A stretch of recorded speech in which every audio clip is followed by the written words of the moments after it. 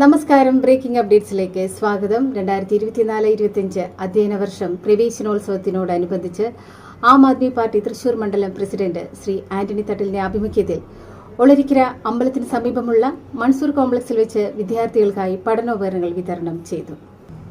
LP, UP, high school വിദ്യാർത്ഥികൾക്ക് school ബാഗുകളും നോട്ട്ബുക്കുകളുമാണ് വിതരണം ചെയ്തത്.